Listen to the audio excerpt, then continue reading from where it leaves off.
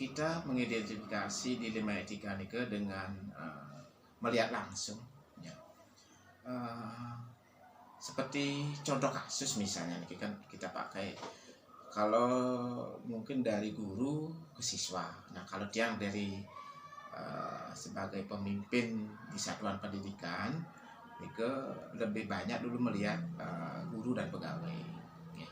Sebagai contoh misalnya seorang guru yang rajin, tidak pernah bermasalah di masuk kelas, itu terutama di masuk kelas itu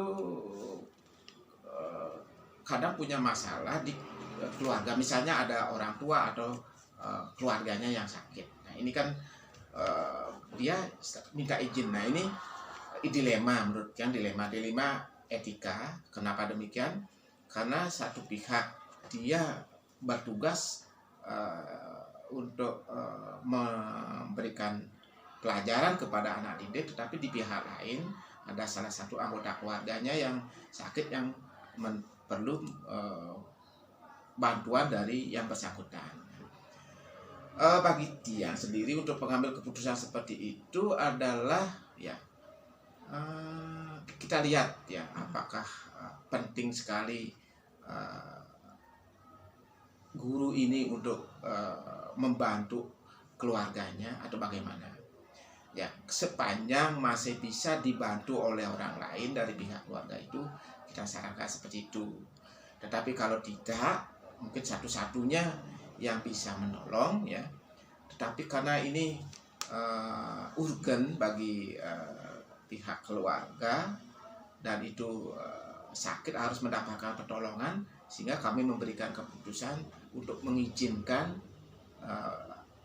si guru ini untuk mengantar orang tuanya, tetapi dengan saran lah gitu ya, sehingga bisa disesuaikan tidak mengganggu, kalau bisa tidak mengganggu jadwal pelajarannya. Tetapi kalau memang itu sangat berbenturan dan sangat urgent seperti yang sampaikan tadi, itu kita izinkan.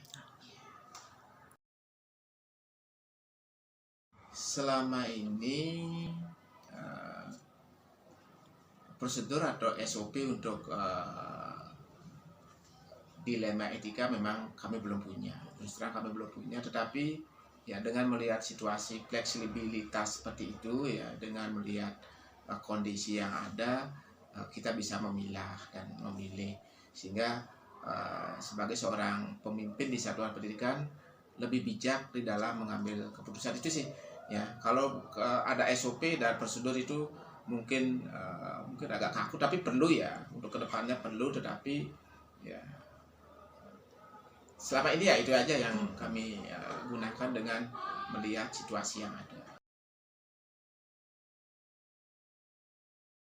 Kalau yang pengambil keputusan untuk efektif di dalam dilema etika ini, kita ya, melihat situasi saja nih, melihat situasi dan tidak berpatokan pada satu hal tertentu gitu ya. Jadi kami melihat situasinya, bagaimana situasi pada saat itu, dan itu juga melihat kondisi yang ada. Nah kemudian tantangannya apa gitu ya. Memang selama ini ya tantangan kami tidak begitu menonjol, tidak begitu berat lah. Yang penting di dalam mengambil keputusan dalam dilema etika ini sama-sama memahami dan tanggung jawab guru ya sebagai pendidik itu juga harus dipahami, dan tanggung jawab sebagai anggota keluarga itu juga bisa diseimbangkan ya kan. Mungkin itu saja.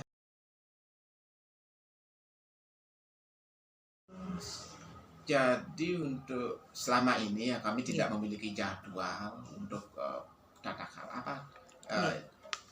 jadwal untuk penyelesaian dilema etika nih. Karena dilema etika itu mungkin kasuistis ya, tidak uh, bisa ditentukan kapan terjadinya, dan jadi intinya kami tidak punya jadwal untuk menyelesaikan kasus itu. Ya kapan kasusnya ada, dan itu sebisa mungkin ya diberikanlah keputusan pada saat itu, dan keputusannya itu pun kami pertimbangkan untuk lebih bijak untuk mengambil keputusan ini, sehingga tidak merugikan satuan pendidikan dan juga tidak menghambat dari si guru untuk memberikan pertolongan dan tugas-tugas yang yang dari pihak dari keluarganya. Faktor yang mempermudah ya dalam mengambil keputusan itu biasanya dulu karena juga pengalaman ya. Karena pengalaman, kemudian sering dapat masukan, dapat informasi dan sebagainya, sehingga itu memudahkan kita bisa melihat lebih luas dan untuk mengambil keputusan yang bisa diterima semua pihak. Cuma pengalamannya cuma itu saja. Kalau dari segi teoritas itu rasanya belum pernah dapat itu. Jadi pengalaman-pengalaman selama ini karena pernah mengalami juga, mungkin itu yang sebagai acuan. Untuk saya sendiri dulu, kita sebagai dulu sebagai guru maupun sekarang sebagai pemimpin di satuan pendidikan itu biar lebih bijak, lebih bisa melihat situasi. Nah demikian juga bagi bapak ibu guru yang baru itu bisa menempatkan diri dan lebih bijak, lebih bisa mengatur ya yang mana lebih urgent ya di dalam suatu pekerjaan ya. Mungkin bisa itu aja ya. Jadi bisa menempatkan diri itu ya intinya seperti ini.